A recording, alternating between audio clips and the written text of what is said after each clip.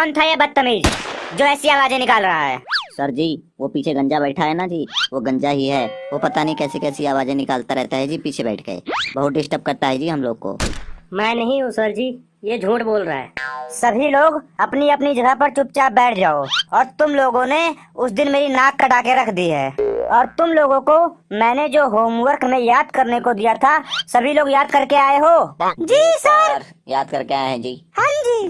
तुम लोगों को मैंने निबंध लिखने और याद करने को दिया था, सभी लोग लिखकर और याद करके आए हैं? जी सर। अब मैं एक एक से सुनूंगा।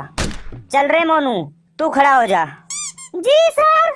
तू ऐसा कर, गाय पर निबंध सुना। सर जी, गाय पर? गाय हमारी माता है। आगे? आगे कुछ नहीं आता है। ये क्या था रे नालायक? गाय का ऐसे किसी को भी याद है? सर, मुझे आता है गाय का ऐसे। मैं सुनाऊं सर? हाँ सुना। गाय एक पालतू पशु है। उसकी 4 टांगे होती हैं, उसकी एक लंबी पूंछ होती है, उसके 2 कान होते हैं और वह दूध देती है। बस कर, बैठ जा बेटे, बैठ जा।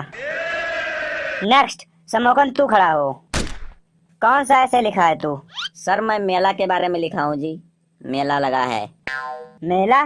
मेला वाला कुछ नहीं जानता हूँ मैं सारे ऐसे बोला सा याद करके आने हैं। मैं कोई भी ऐसे सुन सकता हूँ, 1 2 नहीं, पेपर में कोई भी ऐसे आ सकता है, इसलिए सारे ऐसे याद करके आने थे। चल तू अभी मेरा प्रिय मित्र के बारे में सुना, नहीं तो जितना मुझसे बच सकता है बच। राम मेरा प्रिय मित्र है। हम दोनों घूमने गए। घूमते घूमते हमने देखा कि मेला लगा हुआ है। लोग झूला झूल रहे हैं, लोग खाने पीने की रेडियां लगाए हुए हैं। हम दोनों ने बहुत एंजॉय किया। भगवान मेरे मित्र की उम्र लंबी करे। अरे इसने तो मेरे को बेवकूफ समझा हुआ है। मेला पर निबंध सुना दिया इसने तो। इससे कोई दूसरा सुनता हूँ। खड़ा हो रे, खड़ा हो। बैठने को तेरे को किसने बोला? तू ऐसा कर, मुझे दूसरा निबंध सुना, रेल यात्रा पर। रेल यात्रा? ठीक है सर। मैं अपने दोस्त के साथ रेल पकड़ने के लिए रेलवे स्टेशन पर गया और जैसे ही रेल कुछ ही दूरी पर गई, हमने देखा कि रास्ते में मेला लगा हुआ है। लोग वहाँ झूला झूल रहे हैं, लोग वहाँ रेडी लगाए हुए हैं, खाने पीने की चीजें बेच रहे हैं। हम लोगों ने बहुत एंजॉय किया और हमारी यात्रा बहुत ही सुखद रही। अरे फिर पागल बना रहा है मुझे, फिर मेला पर निबंध सुना दिया इसने मेरे को। चल तू ऐसा कर, मेरे को हवाई यात्रा पर निबंध सुना। हवाई यात्रा सर? ठीक है जी। हम हवाई जहाज पकड़ने के लिए हवाई अड्डे पर गए।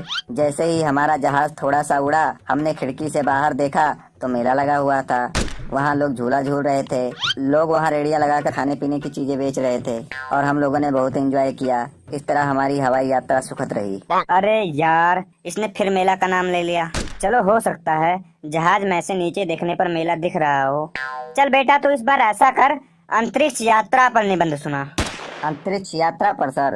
हाँ सर, हम अंतरिक्ष यात्रा करने के लिए इसरो अंतरिक्ष केंद्र गए। वहाँ पर रॉकेट पर बैठे और जैसे ही अंतरिक्ष में पहुँचे, बाहर निकलकर देखा तो वहाँ मेला लगा हुआ था। लोग झूला झूल रहे थे, लोग रेडियां लगाकर वहाँ पे खाने पीने की चीजें बेच रहे थे, लोग वहाँ बहुत एंजॉय कर रहे थे। इस तरह हमारी अंतरिक्ष यात्रा बहुत सफल रही। बेवकूफ समझा तू मुझे? अंतरिक्ष में मेला लगा होता है, वहाँ लोग रेडियां लगाए रहते हैं, अच्छी अच्छी चीजें बेचते हैं खाने पीने की। पागल समझ के रखा है। तू ऐसा कर, अपने दोनों हाथ ऊपर कर ले और जितना मुझसे बच सकता है बच। तेरे को जहाँ देखो वहाँ मेला ही लगा रहता है, न दिवाली न दशहरा, और ऊपर से ये लॉकडाउन। तेरे को चारों तरफ मेला ही मेला दिख रहा है। दोनों हाथ ऊपर करके रख और जितना मुझसे बच सकता है बच। चल रे मोनू, तू खड़ा हो जा। जी सर। तू ऐसा कर, गब्बर पर निबंध सुना। गब्बर सिंह एक महान डाकू थे। उनका गांव वाले प्यार से ए गब्बर आया, गब्बर गब्बर आया कहकर बुलाते थे। गब्बर सिंह संगीत और कला के प्रेमी थे। उनके सभाओं में संगीत के प्रोग्राम होते रहते थे। जब तक है जाने जहां मैं नाचूंगी, इस गाने के वो जन्मदाता थे। उनको होलिका जलाने का बहुत शौक था, इसलिए सांभा से पूछते रहते थे, होली कब है रे, होली कब है। गब्बर सिंह थोड़ा दयालु भी माना जाता था, क्योंकि उसकी लड़ाई जब ठाकुर से हुई तो उसने ठाकुर के केवल हाथ काटे। वो चाहता तो ठाकुर का पता नहीं क्या काट सकता था। गब्बर सिंह पर्यावरण को भी बहुत साफ रखता था, इसीलिए वो घोड़े की सवारी करता था, बिल्कुल भी प्रदूषण नहीं फैलाता था। उन्होंने बचपन में पढ़ाई नहीं की थी, इसीलिए उनको गिनती भी नहीं आती थी। वो हमेशा पूछते रहते थे कितने आदमी थे रे कालिया, कितने आदमी थे। और जब दूर दूर तक बच्चे रोते थे तो मम्मी कहती थी बेटा चुप हो जा, नहीं गब्बर आ जाएगा। अरे गधे, मैं गब्बर नहीं अकबर पूछ रहा था, मेरे मुंह से गब्बर निकल गया था। तो अकबर के बारे में तो मुझे नहीं पता सर। तो तू भी दोनों हाथ ऊपर करके खड़ा हो जा और जितना मुझसे बच सकता है बच। चल गोलू, तू खड़ा हो जा। जी सर। तू ये बता कि हमारे देश के राष्ट्रपति कौन है? सर जी, मेरे को किसी के पति पत्नी के बारे में कुछ नहीं पता है। सर जी, मेरे बुक में से कुछ भी पूछ लो, मैं बता दूंगा, लेकिन किसी के पति पत्नी के बारे में मेरे को कुछ नहीं पता। मेरे को क्या करना है दुनियादारी से। चल तू भी दोनों हाथ ऊपर करके खड़ा हो जा और जितना मुझसे बच सकता है बच। सर जी, एक मौका और दे दीजिए जी, एक और क्वेश्चन पूछ लीजिए, बस पक्का बता दूंगा मैं। चल ठीक है, तू ये बता कि भारत आजाद कब हुआ था? सर जी, 26 जनवरी को। 26 जनवरी? तो फिर 15 अगस्त को क्या हुआ था? सर जी, 15 अगस्त को तो छुट्टी था जी, मुझे नहीं पता। चल दोनों हाथ ऊपर करके आप खड़ा हो जा और जितना मुझसे बच सकता है बच। सर जी बस एक बार लास्ट क्वेश्चन पूछ लीजिए जी। पिछले वाला ट्राई था सर, मैच में भी तो सर एक ट्राई बॉल होता है, तो सर जी ये एक ट्राई क्वेश्चन था, अब एक सीरियस वाला पूछ लीजिए बस। अब तो दोनों हाथ ऊपर करके खड़ा रहे, अब मैं तेरे से कुछ नहीं पूछूंगा और जितना मुझसे बच सकता है बच, नहीं तो अभी घसीट के यहीं पे मारूंगा। चल तू खड़ा हो रे Raju. What is conductor? Conductor क्या होता है?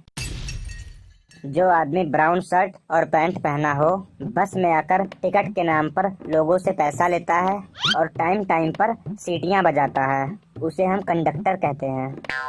नहीं सर, ये गलत बोल रहा है। मैं बताऊं सर, जो आदमी ड्राइविंग सीट पर बैठ के बस चलाता है उसे हम कंडक्टर कहते हैं।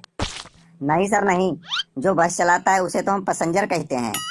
हाँ जी सर, समोखन सही बोल रहा है। और वैसे सर, ये वाला पार्ट आपने हमें पढ़ाया ही नहीं है पहले। वाह रे वाह नालायकों, मैं इलेक्ट्रिकल कंडक्टर के बारे में पूछ रहा था, बस कंडक्टर के बारे में नहीं। अब क्या पूछना तुम लोगों से? जब तुम लोगों को बस कंडक्टर के बारे में नहीं पता, तो फिजिक्स वाले कंडक्टर के बारे में क्या पता होगा? इस लॉकडाउन में ना तुम लोगों का दिमाग भी लॉक हो चुका है, अब ये डंडों से ही खुलेगा। तुम लोगों को जितना मर्जी पढ़ा लो, तुम लोगों को कोई असर नहीं पड़ता है। मैं तुम लोगों को इतना समझाता हूँ, अगर तुम लोगों को उसका 1% भी असर हो ना, तो तुम लोग अपनी जिंदगी में सफल हो जाओगे। अब मैं कुछ अच्छी बातें बताने जा रहा हूँ, सब लोग ध्यान से सुनेंगे। बच्चों, हमें सबसे मीठा बोलना चाहिए, अपने से छोटे बड़ों का आदर करना चाहिए। ह्यूमैनिटी से बड़ा कोई धर्म नहीं होता है। प्यार से बोलकर आप अपने दुश्मन को भी दोस्त बना सकते हो। Good afternoon sir. सर जी, प्रिंसिपल सर ने बोला है स्कूल ट्रिप जा रहा है, तो आपके क्लास से कौन कौन जाने वाला है उसका नाम लिखवा दो। सर जी, हम जाना चाहते हैं जी ट्रिप पर, थोड़ा एंजॉय करें लाइफ में, 4 दिन की जिंदगी फिर अंधेरी रात। हाँ जी सर, समोखन बिल्कुल सही बोल रहा है। तुम लोगों को वहाँ जाने की कोई जरूरत नहीं है, तुम्हारे क्लास में ही एक से बढ़कर एक जोकर हैं, और ये तुम्हारी क्लास किसी सर्कस से कम नहीं है, तो इस क्लास में कोई कहीं नहीं जाएगा। सब लोग चुप करके बैठ जाओ और जितना मुझसे बच सकते हो बचो। और तू सुन रहे, जाके प्रिंसिपल सर को बोल दो, पागल हो गए हो क्या? चारों तरफ लॉकडाउन चल रहा है और तुम्हें स्कूल की ट्रिप की पड़ी है। चल भाग यहाँ से, भाग भाग भाग भाग भाग। हाँ तो बच्चों, मैं कहाँ था? हाँ, चाहे आपसे छोटे हो या कोई आपसे बड़ा हो, धीमी आवाज में और प्यार से बोलना चाहिए। जैसा सर आपने अभी बोला ना उसको, पियोन को, वैसा ही बोलना चाहिए क्या?